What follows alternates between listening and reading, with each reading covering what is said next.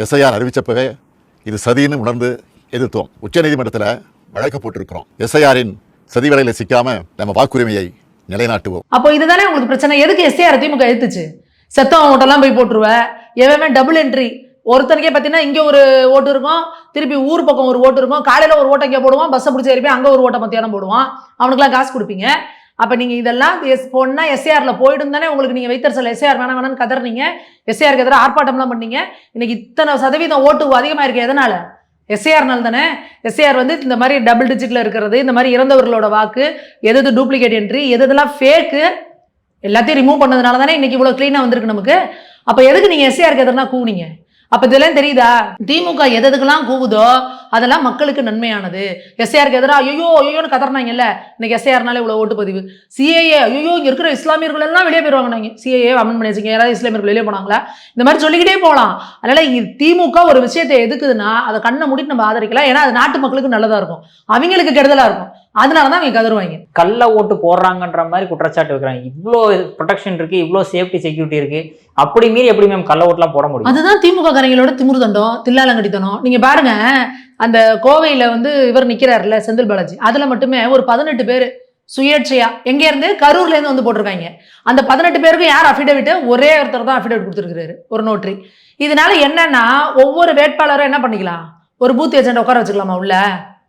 அப்போ இந்த Senthil பாலாஜியோட booth agent, இது இல்லாம அந்த ஒரு 18 சுயேட்சையோட பூத் ஏஜென்ட்னா அந்த பூத்துக்குள்ள எத்தனை பேர் இருப்பாங்க பூத் ஏஜென்ட்? இந்த திமுக காரங்களே கிட்டத்தட்ட 19-20 பூத் ஏஜென்ட் உட்காந்துருப்பாங்க. அப்ப நீங்க என்ன பண்ணுவீங்க? அங்க இருக்கிற இந்த ஏடிஎம்கேல ஒருத்தர் இருப்பாங்க, பிஜேபியில் ஒருத்தர் 2 பேர் 3 பேர் தான் இருப்பாங்க. இப்போ இவங்க என்ன பண்ணுவாங்க? Booth capturing. அது அன்னைக்கு நேற்று பாருங்க அந்த வீடியோ 6 மணிக்கு மேல இவங்க திமுக காரங்க மட்டும் உள்ள பூந்துக்கிட்டு வெளியில எந்த கட்சிக்காரங்களையும் உள்ள விடல. என்ன பண்ற? எல்லா கட்சி பிரதிநிதிகளும் இருக்கணும்ல, எல்லா கட்சியோட பூத் ஏஜென்ட்டும் அங்க நிக்கணும், அவங்க அதை சீல் வைக்கணும், எல்லாரும் கையெழுத்து போடணும். திமுகவோட வட்ட செயலாளர் உள்ள போயிட்டான் அப்படின்னு சொல்லி அங்க வெளியில நின்று பாஜகவோட நிர்வாகி அவங்க இது பண்ணிட்டு இருக்காங்க. பாஜக நிர்வாகியை உள்ள விட முடியாதுங்கிறாங்க. ஏன்னு கேள்வி கேட்டா திமுக வரைக்கும் எங்களை அடிக்க வராங்க அப்படின்னு அவங்க வந்து வீடியோ போடுறாங்க. அப்போ என்ன பண்றீங்க நீங்க? உங்களுக்கு என்ன வேலை அங்க உள்ள? ஸ்டாலின் அவர்கள் கேம்பெயின் பண்ண போறாரு, திடீர்னு எத்தனையோ மக்கள் வந்து பார்க்க வராங்க, கை கொடுக்க வராங்க. திடீர்னு விஜய் அவர்கள்ட்ட பார்த்துருக்க எத்தனை பேர் மேலே எகிரி குதிக்கிறாங்க அப்படின்லாம். அந்த மாதிரி எதுவுமே நடந்துடக்கூடாதுன்னு இருக்கா? ஏமா கொஞ்சம் தள்ளி போங்கம்மா, அப்படி போங்கம்மா அப்படி சொன்னா கூட வந்து அதை எடுத்து வைரல் பண்றீங்களா? இப்போ தீண்டாமே கடைபிடிக்கிறான்ற மாதிரிலாம் ஒருத்தம்மா காலில் வந்து விழுறாங்க, அதை இப்படியா தள்ளி விடுவீங்க? இப்படி இன்னும் நீங்க என்ன பெரிய அவ்வளவு பெரிய இதா? எனக்கு ஒன்றும் புரியல. நீங்க அப்படி மக்களை பார்க்கறதுனா எதுக்குங்க இறங்கி ரோட்டுக்கு போறீங்க? அப்படியே மக்கள் பக்கத்துல வந்தா இது பண்றது, பிடிச்சி தள்ளி விடுறது, அடிக்கிறது புறங்கையில, என்ன இது? நீ அந்த அந்த ரவுடித்தனம் பண்ற அந்த தாதா மாதிரி பையன் அப்படிதான், என் பக்கத்துல வரக்கூடாது யாரு தெரியுமில்ல அப்படின்ற அந்த இது அந்த அந்த ரத்னத்துல இருந்து இன்னும் போகல. அவர் ஒரு 30 வருஷத்துக்கு முன்னாடி அப்படித்தானே ரவுடித்தனம் பண்ணிட்டு தெரிஞ்சுட்டு இருந்தாரு தௌலத்தா. அதுக்கப்புறம் ஒரு வெள்ளையும் ஜெலையுமா போட்டு இல்லைல்ல நான் ஒரு லீடர் அப்படின்னு ஃபார்ம் ஆயிட்டேன் அப்படின்னு நினைச்சிட்டு இருக்காங்க. ஆனா இன்னும் அது ரத்தத்துல போகல. ஒரு அம்மா காலில் வந்து விழுந்து மனு கொடுக்குறாங்க அப்படின்னா அப்ப அவங்களுக்கு எவ்வளவு பிரச்சனை இருக்கும், வேதனை இருக்கும். ஒண்ணு நீங்க சொல்ல வேணாம், மனுவை கையில வாங்கிட்டு சரிங்கம்மா நான் பாக்குறேன் போங்கன்னு சொன்னா கூட முடிஞ்சு போச்சு. அந்த அம்மாவை இப்படி இப்படி இப்படிங்கிறீங்க. என்னங்க ஒரு கேவலமா இல்ல? கேமராலாம் பார்த்துட்டு இருக்கப்ப நீங்க எப்படி இருக்கீங்க? கேமரா இல்லாம உங்களை வந்து பாக்குறவங்கள, உங்கள்ட்ட அணுகிறவங்கள நீங்க எப்படி அணுகுவீங்க? எப்படி மக்கள் உங்களை அணுகிற முதல்வரா நீங்க? அப்ப மக்கள் புரிஞ்சுக்கணும். இவங்க கொடுக்குற காசுக்காக போய் இவங்க கிட்ட மானம் கிட்ட போய் இப்படி நிக்கணுமா? எதுக்கு இவங்க காலில் எல்லாம் போய் விழுவணும்? இவங்க வாங்குற மனுவை என்ன பண்ணுவாங்க? உங்களுடன் ஸ்டாலின் வாங்கினாங்க, அதெல்லாம் எங்க கிடந்துச்சு? ஆத்துல மேந்து போகுது, குப்பை தொட்டியில கிடந்துச்சு. அப்ப நீங்க கிட்ட கொடுக்குற மனுல என்ன பிரயோஜனம்? ஒரு பிரயோஜனம் கிடையாது. தயவு செஞ்சு மக்கள் புரிஞ்சுக்கணும். இவங்க கிட்ட சொல்றதும் ஒண்ணு, அந்த செவுத்துல போய் முட்டிக்கிறதும் ஒண்ணுன்னு.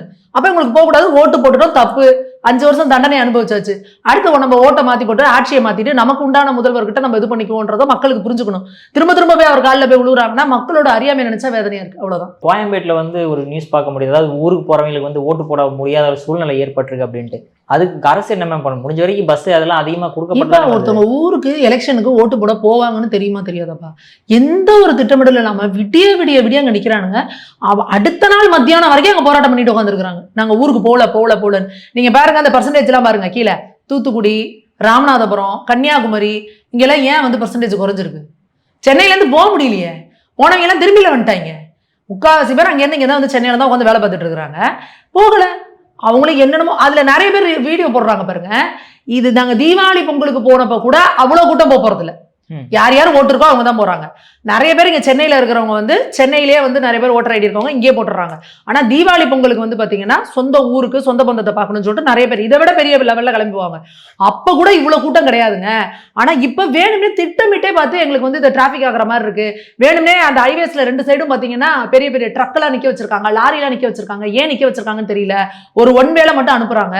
கிட்டத்தட்ட எங்களுக்கு இங்க இருந்து கிளாம்பாக்கத்தை தாண்டறதுக்கே எங்களுக்கு 5 மணி நேரம் 6 மணி நேரம் ஆகுது. என்ன பண்றது இல்ல, காலையில 6 மணி ஆயிடுச்சு, நாங்க இன்னும் கிளாம்பாக்கத்தை தாண்டல. இப்படி எல்லாம் வீடியோ போட்டுட்டு இருக்காங்க. மக்கள் விடிய விட கிளாம்பாக்கத்தை உட்காந்து போராட்டம் பண்றாங்க. எங்களுக்கு சாப்பாடு இல்ல, தண்ணி இல்ல, நாங்க உட்கார்ந்து இருக்கிறோம், நாங்க என்ன பண்றது அப்படின்னு. அப்போ அரசு என்ன, அப்ப என்ன உங்களுக்கு அவ்வளவு பயம் வந்துருச்சுல? திமுக அரசு இவ்வளவு பயப்படுது இல்ல? இது கேவலமா இல்ல? நீங்க நல்லாட்சியை கொடுத்து நான் இதெல்லாம் நல்லது பண்ணிருக்கேன்னு ஓட்டு வாங்குறத விட்டுட்டு இவெல்லாம் ஊருக்கு போனா நமக்கு அகைன்ஸ்டா ஓட்டு போட்டுருவான்ட்டு அவனை போடாம தடுக்கிறதுங்கிறது என்ன மாதிரியான சர்வாதிகாரம்? அப்ப நீங்க இதெல்லாம் பண்ணிட்டு நாங்கள் நல்லாட்சி கொடுத்துருக்கோம் அப்படின்னா இதெல்லாம் நம்புறதுக்குலாம் நாங்கன்னா லூசா? மேம் அதே மாதிரி இப்போ சிவகுமார் அவர்களும் ஓட்டு போட்டு ப்ரெஸ் மீட் கொடுக்கும்போது அவர் சொல்றாரு இந்த மாதிரி டாஸ்மாக்ல போதை 5 வருஷமா எங்க போனாரு? 5 வருஷமா கோமா ஸ்டேஜ்ல இருந்தாரா? அவரோட புள்ள எங்க போனாரு? அவங்க மருமக எங்க போனாங்க? இதே ஏடிஎம்கே ஆட்சியிலன்னா பொங்குனாங்க. இப்ப தெரிஞ்சு போச்சு அவங்களுக்கு ஆட்சி மாறப்போகுது, அடுத்து இப்போ ஏடிஎம்கே தான் ஆட்சிக்கு வரப்போகுதுன்னு உங்களுக்கு தெரிஞ்சிருச்சு. அதனால இப்போ வந்து எல்லாரையும் குடிமக்களை எல்லாம் குடிகாரன் ஆகிட்டாங்க அப்படின்றாரு. திடீர்னு முந்தானத்தை தான் எல்லாரும் குடிகாரன் ஆனாங்களா? 5 வருஷமா எல்லாம் குடிகார வேலை தான் தெரிஞ்சுக்கிட்டு இருக்கிறாங்க. 24 மணி நேரமும் டாஸ்மாக்ல சாராயம் வித்துட்டு கிடக்குது. திரும்புற பக்கம்லாம் கஞ்சா, எங்க பார்த்தாலும் கள்ளச்சாராய இல்லத்துல இறந்து போனாங்களா 100 பேர். அப்ப சிவகுமார் எங்க போனாரு?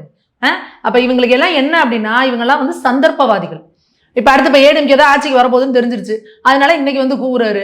அதுக்கு அடுத்து இப்ப சூர்யா ஜோதிகாலாம் பாருங்க, இனிமே இந்த இதெல்லாம் ஆக்டிவேட் ஆயிரும். இந்த ரோபோஸ்லாம், இந்த சூர்யா ஜோதிகா சித்தார்த்து இந்த மாதிரி இந்த கேரக்டர்லாம் இனிமே இந்த ஜோம்பிகளுக்குலாம் உயிர் வந்துடும். இப்ப 5 மாசம் எல்லாம் இந்த 5 வருஷம் கோமா ஸ்டேஜ்ல கடந்தாங்க. இனிமே இப்ப அடுத்து ஏடிஎம்கே ஆட்சிக்கு வந்ததுக்கு அப்புறம் அடுத்தெல்லாம் பாத்தீங்கன்னா எல்லாருக்கும் உயிர் பெற்று பேச ஆரம்பிச்சிருவாங்க. அதுக்கு அடுத்து இந்த கமல் பாருங்க, அங்கேருந்து வெளியே வந்தோன்னே சார் என்ன சார் ஆட்சி மாற்றம்னா மாற்றம் ஒன்றே மாறாதுன்ட்டு போறாரு. சார் என்ன சொல்றீங்க ஆட்சி மாற்றம் உறுதியான ஆமான்ட்டு போறாரு. அப்ப இவங்கெல்லாம் செம்ம கடுப்புல இருக்கிறாங்கன்றது நல்லாவே தெரியுது. திமுக கூடவே இருந்துகிட்டு குழி பிடிச்சிட்டு உட்கார்ந்து இருக்கிறாங்க. அப்ப அடுத்த தடவை ஆட்சி மாற்றம் உறுதி அப்படிங்கிறது எல்லாருக்குமே தெரிஞ்சு போச்சு தெளிவா.